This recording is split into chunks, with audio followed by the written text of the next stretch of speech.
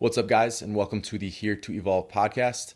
I'm Josh, and I am actually flying solo today for this emergency episode of the Here to Evolve podcast. So, this is not a political podcast. This episode is going to be no different, but there are some things we're going to touch on that have nothing to do with health or fitness, just based on the state of the world today. So, I'm sure, unless you're living under a rock or haven't turned on your TV today, you understand what's going on. And we're not going to talk about the trial itself. We're not going to talk about the verdict, obviously, and all that. What I want to talk about is what's happening around the country. And I'm not saying I agree or disagree with any of that. I'm completely disregarding that for right now. That's not the focus of what I want to talk about. So I'm not sidestepping it, but that's not the message that I'm looking to send today. So as we can see, the world has been in complete chaos for a while, and things certainly erupted this morning, last night, whenever that came through. You turn on TVs, you're seeing it now. What I want to talk about is what this is creating. So again, not to dismiss what has happened, but the riots and the violence and the things that are happening as a result of that, they're not productive. These are things that are taking away from the message. And what I'm trying to kind of get across here is that violence, in spite of previous violence, accomplishes nothing. What we're doing when this is happening as opposed to a peaceful protest is bringing more attention to the violence that you're now creating. So destroying random businesses, mom and pop shops, people who've worked their entire lives for these things, smashing their cars. You're putting people in a much harder spot than they already are. We're all going through this together. We all see this, but it's being directed into the wrong channels. The protests have to happen. Our system is broken. Things have to change, but we're not going about it the right way in a lot of situations. I'm not saying there aren't areas that are doing it the right way, aren't doing it the right way, but there are plenty, and they're getting all the attention for the ones that are not. We need to send a message, absolutely. And again, I'm not talking about the ruling. I'm not talking about any of this. But as a country, we can understand that our system is broken. The justice system does not work. It was not designed correctly. It's not doing things the right way. There's people in prison who shouldn't be in prison, and there are people walking away with things that they maybe should not have walked away with. But the way that we're going about it with violence detracts from those messages. If we create a protest, a peaceful protest, you storm the streets, you're blocking traffic, you storm into your congressional meeting, anything along those lines where you're not bringing weapons, you're not breaking other people's property, you're not causing mayhem, but you're causing controlled mayhem. So you are shutting things down without anybody physically being harmed. That's sending a message. That's getting attention. You're not drawing attention away from what's actually happening. Here's what's going to happen if we do continue the violence. There's two scenarios that I see playing out with this.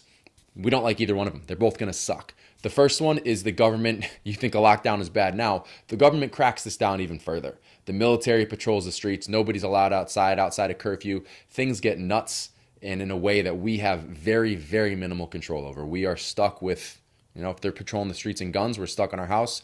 We're not allowed to leave. All these crazy things happen to control this chaos. You thought it was bad with COVID. Guess what's going to happen if the entire world erupts? The other side of this is that this continues. And this I can see as a pretty likely scenario if we do continue going down this path, because we're defunding the police. Police are resigning because of the vaccine mandates. So what's happening? More crime is occurring. We have less people to protect us. So the second scenario starts with that, right? Are you able to protect your family?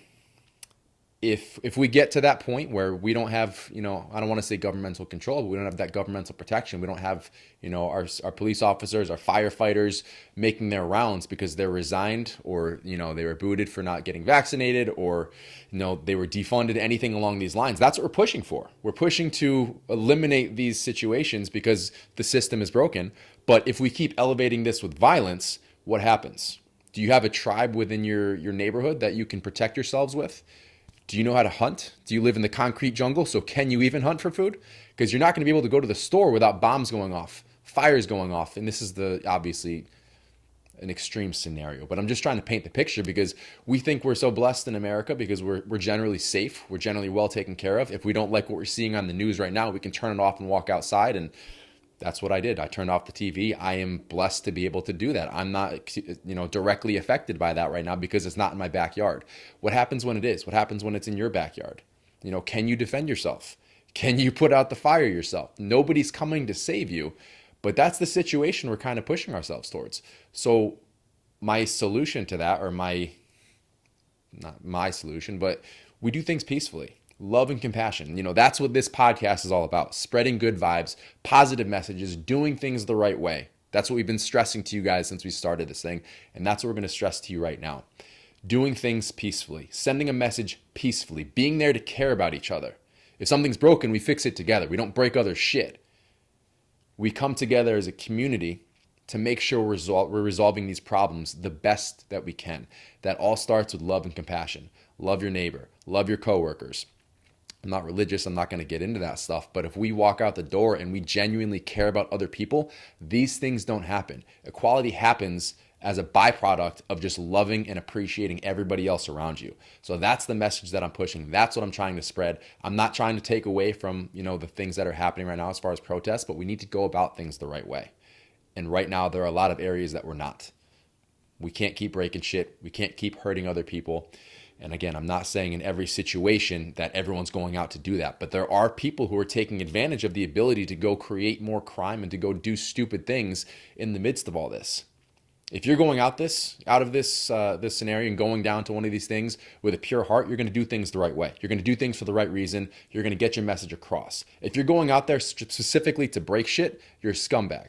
If you're going out there, you don't care about what's happening, you just want to go fucking light some fires and do some crazy shit, you're a bad person. You need to reevaluate the things that are going on in your life. And I have no problem saying that. I don't care if I'm pissing people off in saying that. If you're going out with the wrong motive specifically to break things, you are not accomplishing anything. You are a part of the problem. You are an issue. If you're going out there and you're frustrated and you're doing things the right way, things are going to change. We're going to come together as a community. We're going to make this stuff happen the way that it should. But those are your two scenarios. Those are the two most likely scenarios I can see. Actual government shutdown, patrolling the streets, making sure we're locked up and things are suppressed that route. Or if there's a goal for anarchy and that's where we're headed, that's the other solution, and no one is there to protect you. So unless you have some kind of special tribe, that you have a full community, you got your own farmland, you have your own security system, all these things that are going to follow through when everything's not safe. You can't just go to the store and grab a thing of milk when all this stuff happens. When chaos, I don't think people understand how unprotected they are from true chaos. So that's something I want to kind of bring to the table, because it should terrify you. But if we change the narrative now, if we get ahead of this before it is completely out of control, which it is well on its way to doing, we can stop this. We can solve it, spread love, spread compassion, care about the people around you, care about creating a positive difference. Go out there with an effective plan. I'm not going out there to break things. Go out there with an effective plan. Keep it peaceful. Get the attention by planning effectively. I'm going to leave it at that. Love you guys. Appreciate you. Stay safe, and let's make the world change.